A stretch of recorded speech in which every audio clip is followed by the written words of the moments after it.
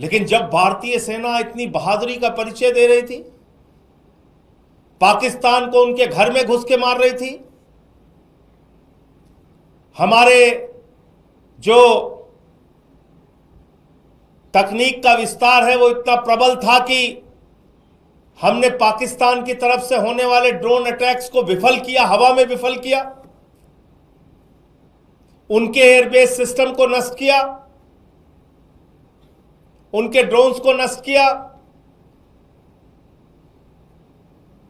जब पाकिस्तान के द्वारा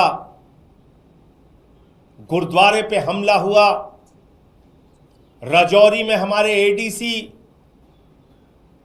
राजकुमार थापा जी की मृत्यु हो गई, हवालदार दिनेश शर्मा शहीद हो गए,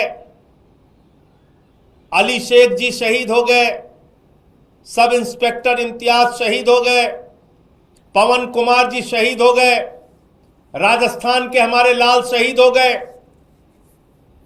हमारे सेना के जवान अपनी शहादत देकर पाकिस्तानियों के आतंकवाद का मुकाबला कर रहे थे, पाकिस्तानियों के सेना के हर हमले का मुकाबला कर रहे थे।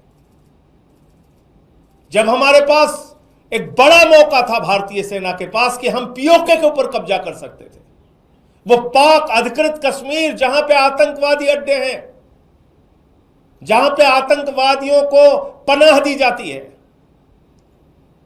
क्योंकि हम सब जानते हैं दुनिया का सबसे बड़ा आतंकवादी देश पाकिस्तान है। वहां हाफिज सईद,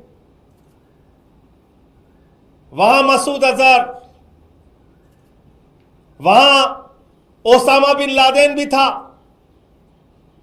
आतंकवादियों के बड़े बड़े अड्डे।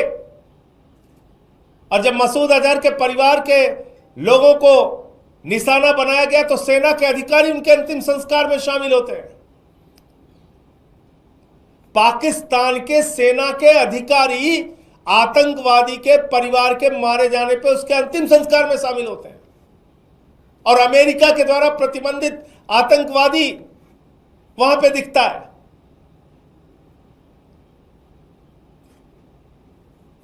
देश के लोगों के मन में एक सवाल है, बहुत बड़ा सवाल,